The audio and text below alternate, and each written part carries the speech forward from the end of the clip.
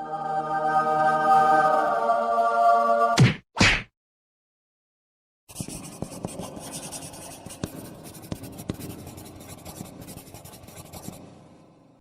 Students, आज हम लोग मल्टीप्लिकेशन ऑफ मैट्रिसेस, है ना, आज हम लोग इस टॉपिक को डिस्कस करेंगे।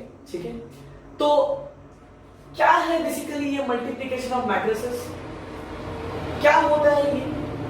तो देखिए, समझिए, है ना, सपोज आपको दो अलग अलग मैट्रिक्स मल्टीप्लाई करने के लिए दिया हुआ है, तो हम लोग ये जो दो अलग अलग मैट्रिक्स आपको मल्टीप्लाई करने के लिए दिए हुए हैं, इन्हें हम लोग बेसिकली मल्टीप्लाई करेंगे कैसे। Basically this is the concern of this topic. ठीक है ना, how to multiply the two given matrices. ठीक है, अब क्या है, देखिए, मैट्रिक्स जो दो दिए हुए हैं वो सेम भी हो सकते हैं, अलग भी हो सकते हैं। ठीक है ना, इन पे हम आएंगे, इन पे हम बाद में आएंगे। दो मैट्रिक्स जिन्हें हम लोग मल्टीप्लाई कर रहे हैं वो सेम भी है ना, सेम मैट्रिक्स को हम लोग उसी से मल्टीप्लाई कर रहे हैं, इन पे हम लोग आएंगे बाद में। लेकिन पहले हमें समझना जरूरी है कि ये मल्टीप्लिकेशन ऑफ मैट्रिसेस ये क्या है, ये कैसे होता है बेसिकली। ठीक है, तो क्या है कि मल्टीप्लाई करने से पहले आपको ये तो मालूम चले कि वो मल्टीप्लिकेशन होगा भी या नहीं, है ना, कि मल्टीप्लाई आप अगर दो मैट्रिक्स को करना चाह रहे हैं तो क्या वो दो मैट्रिसेस आपस में मल्टीप्लाई होंगे या नहीं। ठीक है, पहले ये बात जानना जरूरी है। तो how do we verify whether two matrices can get multiplied और नॉट। हम लोग कैसे इस बात को वेरीफाई करते हैं कि दो अलग अलग मैट्रिसेस या तो सेम है ना, कैसे ये दो मैट्रिसेस मल्टीप्लाई होंगे या नहीं, है ना। तो देखिए क्या है, इसके लिए एक, है ना, एक कंडीशन है, एक सिंपल सा कंडीशन है जो कि ये टॉपिक हमें देता है। क्या है वो कंडीशन, देखिए हम लोग पहले उस कंडीशन को समझते हैं। ठीक है, कंडीशन है number of columns of the first matrix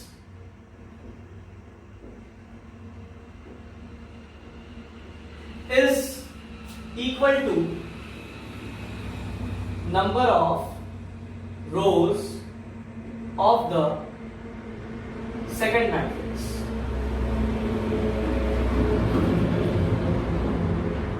ठीक है, अब क्या है, देखिए, दिस इज द कंडीशन। अगर ये कंडीशन जो मैंने लिखा है, अगर ये कंडीशन वो जो दो मैट्रिक्स जिन्हें हम मल्टीप्लाई करना चाह रहे हैं, अगर वो दो मैट्रिक्स ये कंडीशन को सेटिस्फाई कर दे तो फिर मल्टीप्लिकेशन उन दोनों के बीच पॉसिबल होगा। ठीक है, अब देखिए, इस कंडीशन में मैं कुछ बातें, है ना, हाईलाइट करना चाहूंगा, जैसे कॉलम्स फर्स्ट मैट्रिक्स, रोज सेकंड मैट्रिक्स।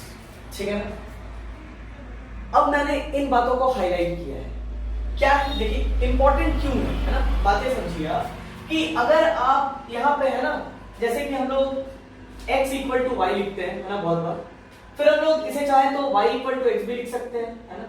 तो अगर कई बार क्या होता है, हम लोग ये बाद वाला स्टेटमेंट जो है पहले लिख देते हैं, ठीक है ना, एंड ये पहले वाला स्टेटमेंट बाद में लिख देते हैं, करते हैं, सब सही है, बट प्रॉब्लम क्या आता है, देखिए, लिखने के रेस्पेक्ट में क्या हो जाता है, ध्यान में हमेशा चलता है कि यहाँ पे फर्स्ट मैट्रिक्स है, तो अगर हम लोग रोज लिख देंगे यहाँ पे एंड उसके साथ फर्स्ट मैट्रिक्स लिख देंगे ना, तो फिर वो गलत हो जाएगा, आप चेक फिर गलत कर लोगे।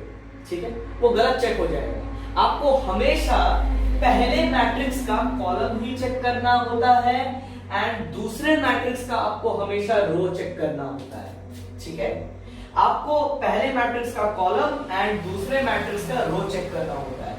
क्या चेक मतलब, चेक मतलब क्या, आपको बेसिकली ये चेक करना है कि पहले मैट्रिक्स का कॉलम एंड दूसरे मैट्रिक्स का रो इक्वल है या नहीं।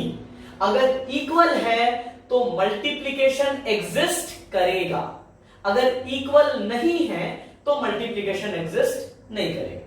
ठीक है ना, पहले मैट्रिक्स का कॉलम एंड दूसरे मैट्रिक्स का रो इक्वल होने चाहिए मल्टीप्लिकेशन होने के लिए। ये बहुत ही इंपॉर्टेंट बात है। ठीक है ना, इस बात को हम लोग स्किप नहीं कर सकते, है ना, this is the basic criteria, इस क्राइटेरिया को तो सेटिस्फाई करना ही होगा। अब क्या है, देखिए,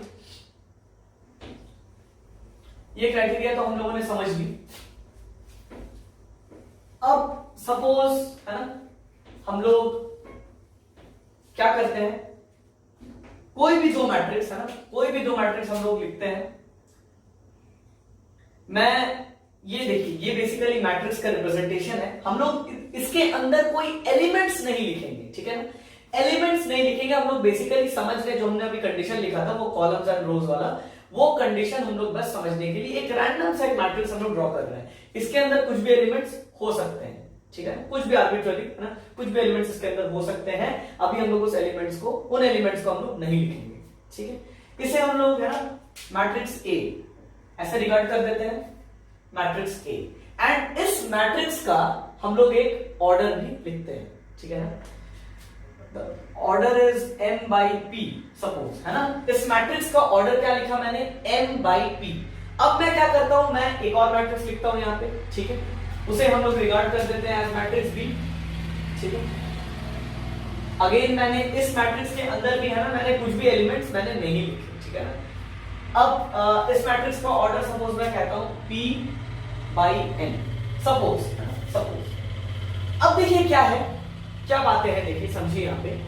अगर मैं आपसे अब पूछता हूं कि क्या a इंटू बी पॉसिबल है, क्या आप a इंटू बी कर सकते हैं यहां पे, तो देखिए यहीं पे हम लोगों ने जो वो कंडीशन लिखा वो हमें सबसे पहले चेक करना है।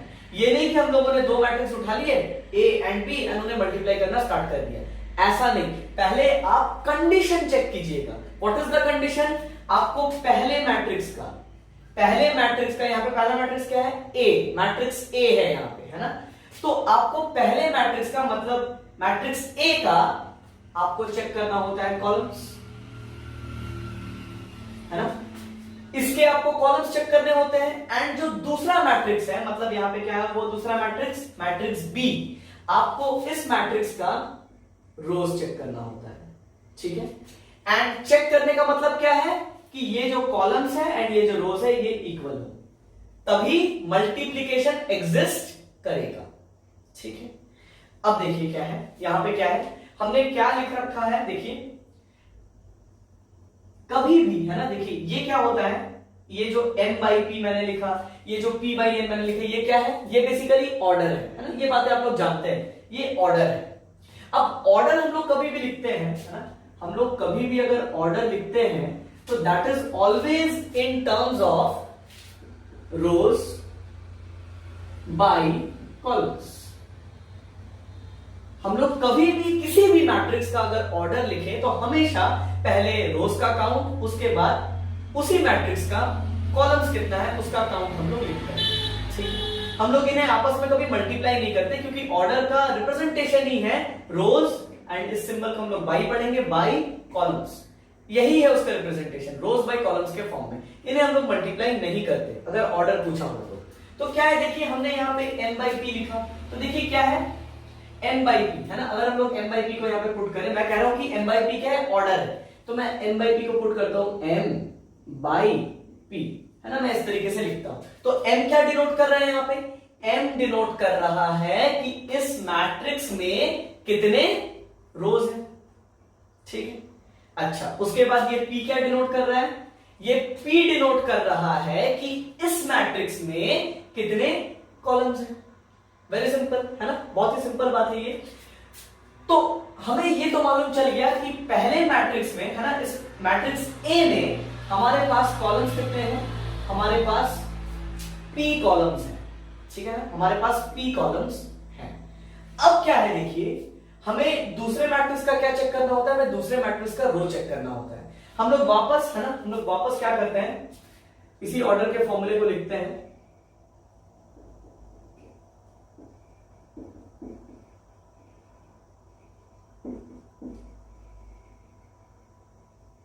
एंड हम लोग क्या करते हैं, इस बार हम लोग इस पे, है ना, इसी फॉर्मूले में हम लोग क्या करते हैं, ये जो सेकंड मैट्रिक्स है दैट इज मैट्रिक्स बी, हम लोग उस मैट्रिक्स का ऑर्डर को यहां पे बेसिकली कॉपी करते हैं। क्या है, देखिए मैंने क्या लिखा है, p by n, मतलब p यहां पे by की जगह by एंड n, ठीक है ना, p by n।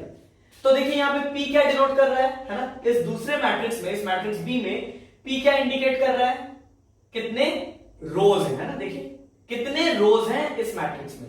एंड ये N क्या डिनोट कर रहा है कि कितने कॉलम्स हैं इस मैट्रिक्स में, ठीक है, इस मैट्रिक्स B में कितने कॉलम्स हैं। अब देखिए हमें क्या चेक करना है, what is the condition. Condition हमने लिखा कि फर्स्ट मैट्रिक्स का कॉलम एंड सेकंड मैट्रिक्स का रो सेम होना चाहिए तो मल्टीप्लिकेशन एग्जिस्ट करेगा। अब देखिए आप चेक कीजिए, पहले मैट्रिक्स का कॉलम है P एंड दूसरे मैट्रिक्स का रो भी है कितना, P, है ना, पहले मैट्रिक्स का कॉलम एंड दूसरे मैट्रिक्स का रो, ये दोनों मैच कर रहे हैं, है ना। ये हमने मैट्रिक्स A के लिए लिखा था, है ना, ये हमने मैट्रिक्स A के लिए लिखा था, ये हमने मैट्रिक्स P के लिए लिखा था। तो पहले मैट्रिक्स का कॉलम का काउंट कितना है, P कॉलम्स, एंड दूसरे मैट्रिक्स में रोज का काउंट कितना है, P रोज। तो पहले मैट्रिक्स का कॉलम एंड दूसरे मैट्रिक्स का रो मैच कर रहा है, मतलब क्या है, हम लोग कह सकते हैं कि A into B is possible, ठीक है ना। हम लोग क्या कंक्लूड कर सकते हैं कि A इंटू B क्या है, पॉसिबल है, मतलब multiplication will exist here, multiplication होगा, A इंटू B का मल्टीप्लीकेशन पॉसिबल है। लेकिन अगर हम लोग यहीं पे अगर हम लोग B इंटू A को मल्टीप्लाई करने का बात पूछे तो क्या होगा, आप देखिए, आप चेक कीजिए आप, है ना, मैं पूछ रहा हूं B इंटू A, मैं इसको इरेज कर लेता हूं, ठीक है।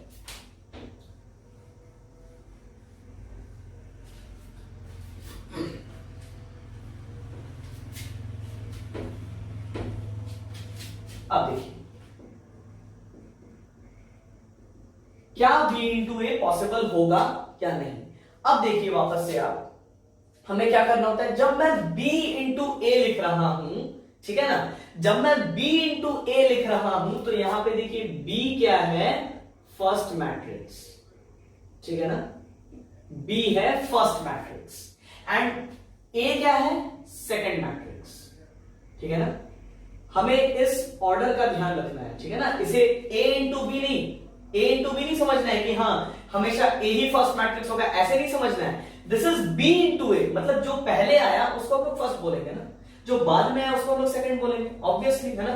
ये बात तो समझ में आनी चाहिए ना, ये बातें बहुत ही सिंपल सी बातें हैं, बट यही सभी चीजों में गड़बड़ हो जाता है कि हम लोग हमेशा, है ना, एक चला आ रहा है कि A ही हमेशा फर्स्ट होगा, ऐसा नहीं है ना। जैसा हमने लिखा है उसके अकॉर्डिंग हम लोग देखेंगे। तो हमने यहाँ पे B को पहले लिखा है तो that is the first matrix, हमने यहाँ पे A को बाद में लिखा है तो that is the second matrix. Clear सवाल। तो क्या B इंटू A एग्जिस्ट करेगा या नहीं, चेक कीजिए। देखिए B का ऑर्डर क्या है, B का ऑर्डर है P बाई N, ठीक है। मतलब B में कॉलम के काउंट कितने हैं, नंबर ऑफ कॉलम्स कितने हैं, N कॉलम्स, है ना।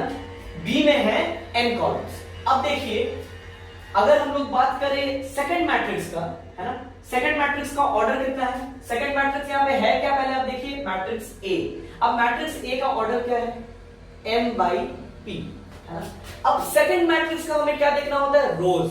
तो सेकंड मैट्रिक्स में रोज क्या है, ये M, है ना, M रोज।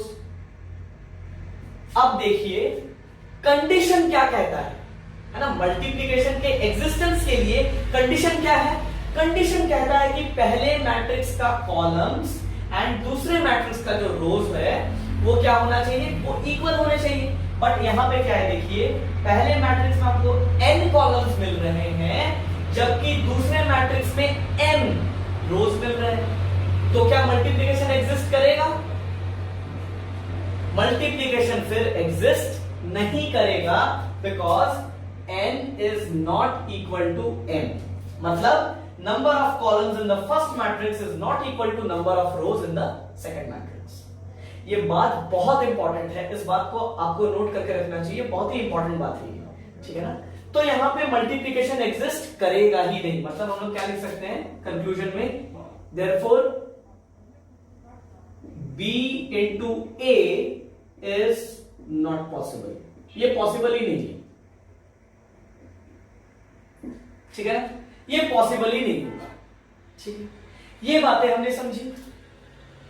लेकिन अब आप क्या है, देखिए याद कीजिए A इंटू B तो पॉसिबल था ना, तो क्या पता चलता है इससे? a इंटू बी पॉसिबल था, b इंटू ए पॉसिबल नहीं है। इससे क्या पता चलता है? तो देखिए इससे यही चीज पता चलता है कि मैट्रिक्स अलजेब्रा नॉर्मल अलजेब्रा जैसा नहीं चलता है ना। मैट्रिक्स अलजेब्रा में कम्यूटेटिव प्रॉपर्टी, ये प्रॉपर्टी क्या है देखिए, a इंटू बी मैं लिख रहा हूं, ठीक है, एंड मैं b इंटू ए लिख रहा हूं, है ना। मैंने बस मैंने फ्लिप कर दिया, जो दो चीजें मल्टीप्लाई हो रही है बस मैंने उन्हें फ्लिप कर दिया। अगर ये दोनों इक्वल हैं तो कम्यूटेटिव प्रॉपर्टी फिर ट्रू होता है ना, कम्यूटेटिव प्रॉपर्टी फिर होल्ड्स गुड, ठीक है। बट यहां पे क्या है, मल्टीप्लिकेशन में, मैट्रिक्स मल्टीप्लिकेशन में commutative property does not hold good. ये बात हम लोग समझ रहे हैं, क्योंकि a इंटू बी जो है ना, a इंटू बी आपका एग्जिस्ट कर रहा है एंड b इंटू ए तो पहला बात यहाँ पे एग्जिस्ट ही नहीं कर रहा है। अगर एग्जिस्ट भी करे तो फिर इन दोनों का रिजल्ट कभी भी सेम नहीं आएगा, कभी भी सेम नहीं आएगा। तो ये बातें समझनी जरूरी है, ठीक है। अब हम लोग बातें करेंगे कि चलिए a इंटू बी पॉसिबल है ना, हमने फिगर आउट किया कि a इंटू बी पॉसिबल है। तो अगर a इंटू बी पॉसिबल है तो रिजल्टेंट मैट्रिक्स का ऑर्डर क्या होगा? अगर मैं a इंटू बी को मल्टीप्लाई कर देता हूं तो मुझे क्या है, मुझे एक मैट्रिक्स ही मिलेगा मल्टीप्लाई करके, ठीक है ना। मुझे रिजल्ट हमेशा, मैं दो मैट्रिक्स को मल्टीप्लाई कर रहा हूं तो मुझे रिजल्ट एक मैट्रिक्स ही मिलेगा। अब इस मैट्रिक्स का ऑर्डर क्या होगा? What will be the order of this matrix? अब देखिए, हमने मल्टीप्लिकेशन के एग्जिस्टेंस के लिए एक कंडीशन हमने चेक किया। What was that condition? Condition क्या था कि पहले मैट्रिक्स का कॉलम एंड दूसरे मैट्रिक्स का रो सेम था। तो हमने इन दोनों को तो मैच करा दिया, अब देखिए क्या है कि मैच हो रहा है मतलब मल्टीप्लाई होगा, तो मल्टीप्लाई होके सपोज अब हमने मैट्रिक्स बना लिया, तो इस मैट्रिक्स का ऑर्डर कितना होगा? What will be the order of this resultant matrix? तो देखिए ऑर्डर क्या होगा इसका, ध्यान से चेक कीजिए। बहुत ही इंपॉर्टेंट बात है, बहुत ही ज्यादा इंपॉर्टेंट बात है कि पहले मैट्रिक्स में हमने ऑर्डर में कौन सी बात छोड़ दी थी? पहले मैट्रिक्स में, है ना, पहले मैट्रिक्स का ऑर्डर क्या था? m बाई p, है ना। दूसरे मैट्रिक्स का ऑर्डर क्या था? p by n। तो हमने, है ना, this was for our first matrix and this was for our second matrix, ये हमारा दूसरा मैट्रिक्स के लिए था। तो हमने इन दोनों के मल्टीप्लिकेशन में हमने कौन सी चीजों को रिलेट किया? हमने पहले मैट्रिक्स का कॉलम है, दूसरे मैट्रिक्स का रो को रिलेट किया। तो हमने क्या बातें छोड़ दी ऑर्डर में? हमने, देखिए मैं इसको रेड से सर्कल करता हूं यहाँ पे, ठीक है। मैंने यहाँ पे m छोड़ा एंड मैंने n छोड़ा, ठीक है ना। मैंने पहले मैट्रिक्स में m छोड़ा ऑर्डर में एंड मैंने दूसरे मैट्रिक्स में n छोड़ दिया। तो हम लोग इसी को ऑर्डर में लिख देंगे। यहाँ पे लिखने से क्या होगा कि हमें रिजल्टेंट मैट्रिक्स का ऑर्डर मिल जाएगा। कैसे? देखिए, पहले मैट्रिक्स में हमने m छोड़ा तो हम लोग पहले मैट्रिक्स का जो छोड़े उसको हम लोग यहां पे लिखेंगे, ठीक है। पहले लिखेंगे हम लोग, बीच में बाई का साइन क्योंकि हम लोग ऑर्डर लिख रहे हैं, एंड उसके बाद दूसरे मैट्रिक्स में हमने जो छोड़ दिया था जो ऑर्डर में, वो चीज हम लोग लिख लेंगे n बाई। मतलब जो रिजल्टेंट मैट्रिक्स होगा a इंटू बी का जो रिजल्ट होगा, वो जो मैट्रिक्स आएगा हमें मल्टीप्लाई करके जो मिलेगा उसका ऑर्डर होगा m बाई n, उसका ऑर्डर होगा। तो ये बातें हमने समझी, ठीक है ना, ये बातें हमने समझी। Left out element basically in order हम लोग लिखते हैं, ठीक है ना।